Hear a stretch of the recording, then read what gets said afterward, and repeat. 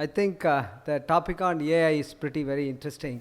In fact, my career starts from AI. In fact, I took my PhD in '89 when people call AI was not a subject of recognition at all. And I had the opportunity to do my PhD in Toronto University. And it was very difficult time. We didn't have that kind of an access to kind of literatures and books that what we have now. That point of time, we have to run around libraries after libraries to pick up our stuff and then make our project. I, we all think AI is a pretty new subject, but it is not so. AI is a very, very old technology. In fact, AI was innovated in 1940s. Alan Turing and McCarthy, they have found the principles of AI, and they wrote theoretical AI. That was theoretical artificial intelligence. Whatever Alan Turing wrote in his days, we still not seen the light. I think we have still not been able to decipher much of his theory into practice. So AI was not something which came today. It was a very old technology which was found in 1940, and 1956 at the Dartmouth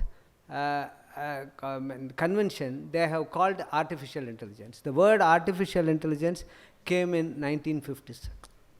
But the application of this AI has been quite a lot. It's again evolved first by IBM. There was a machine which was created by IBM, which was used by Professor Samuel, and he tested his checkers game with the various champions. He finally got Connecticut champion, and they have tried to run the program with the champion, and champion lost it. That was the first success of artificial intelligence. Then the whole world started to look at what is this artificial intelligence, where does it comes from, how really a machine can beat a human being, how a machine can be superior to a human being. All this debate starts, and a lot of papers started flowing in across the world. That's the time India was nowhere, because we were not in any of the revolution. If you see the automobile revolution, we were not in first, second industry revolution at all. We came into the third revolution, that too largely the end part of third revolution. So India is pretty late to catch up. But AI become very big time technology. How is it AI is not coming so much as we talk today? Is because of the computing power.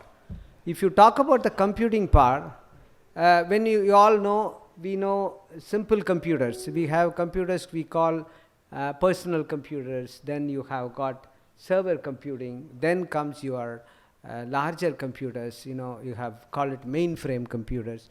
Then comes your supercomputers. So these are computing which are all based on digital computing.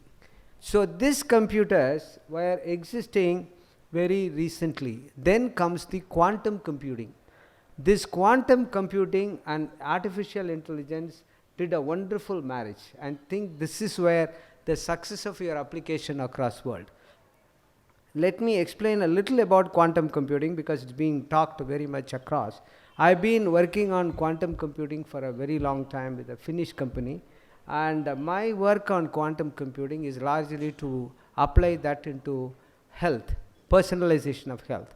So quantum computing and the digital computing, you have got 0 and 1. We start with 0 and 1. If you look at the quantum computing, you have got 0, 1, 1, 0, 0, 0, 1, 1. So each bit has been, we abbreviated from simple binary to a quad bit. We call it quad bit. So if you like to know what is quantum computing, in the nature, you have photosynthesis is a quantum computing. But in our artificial quantum computing, where we are trying to do the quantum resonance, we try to do it in a very deep cold situation. Absolute zero, you must have to build quantum effect. To bring the quantum effect, you have to bring your atmosphere to an absolute zero. So that is where we have to use cryogenic engines to build such a low temperature. That is where we will be able to run on the quantum computing. That is why quantum computing to build and run the system is not quite easy. So it's pretty tough. So now quantum computers are being manufactured across world. IBM started selling quantum computing.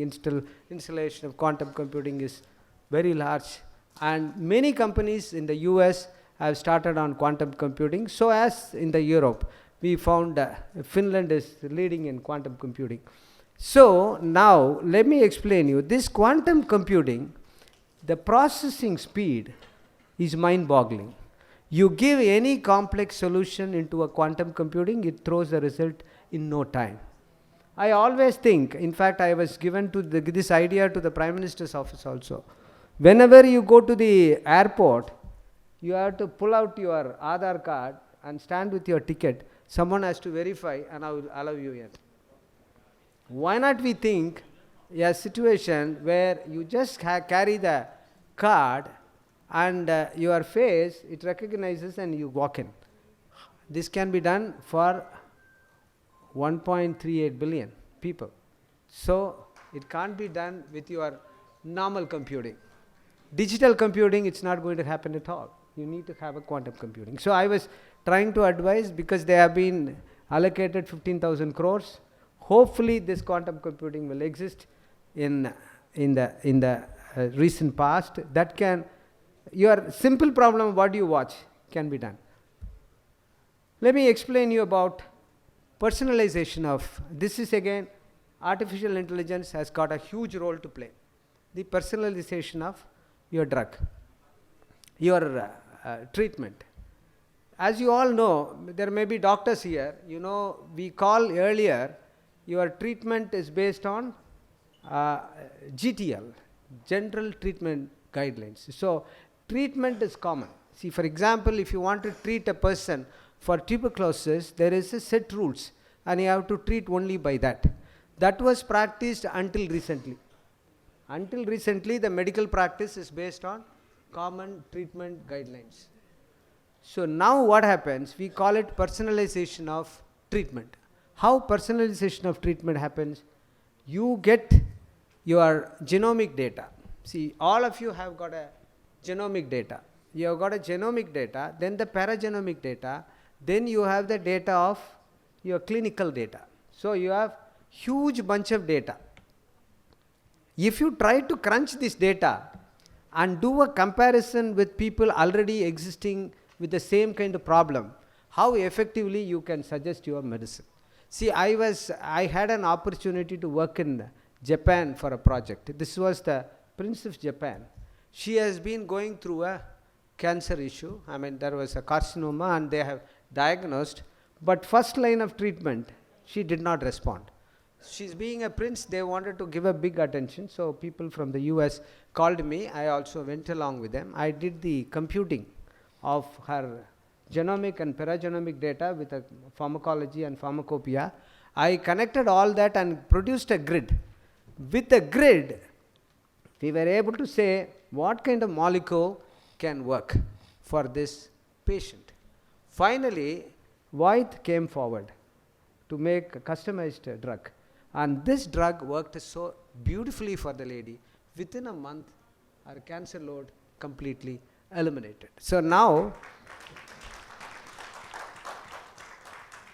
similarly with the quantum computing, I think I have used quantum computing for this computation, not by your digital computing. I am able to collect data across world. I could do a cross comparison. I was able to say, this is the kind of drug will work. So now imagine, the major problem today, cancer become an epidemic. Now 1/3 of the population suffer from cancer. So where is the treatment? The moment somebody is diagnosed of a cancer, he's been taken to the hospital. Immediately they will give chemotherapy. Do anybody know the chemotherapy work? Nobody knows. You got to wait for 45 days of chemotherapy. What is chemotherapy? Chemotherapy is nothing but poisonous load. You are killing your whole system. And this whole system, it works for nearly 45 days. Then they do a PET scan. And the PET scan will throw a result whether this worked or not. If it's not working, once again, they start another chemotherapy. So now imagine if you can do a personalization of treatment, this person can go with one treatment and be done with that. And now incidentally there is a medicine came in Dayakata, which is a company in the Bay Area. They they created a serum that can test the load of the dead virus, the neutral virus, which is come out of the thing. How much it throws out of your blood back, they are able to say whether the drug works. But all this based on quantum computing. Quantum computing, it only gives the power. AI gives the brilliance. So your system is largely run by the AI. So now, this is one example. Another example, which I am practicing today, is automation. You see the level of automations what we are doing. It's so different. So we get data from multiple sources of information. The data, see today all you know, your money is not important. Data become more important. Data is very, very important today. Data is highly saleable item. So sharing of data becomes so vital. So this data processing very quickly will make things all right. So AI will be a very important tool to apply on that. The time is over. Thank you very much.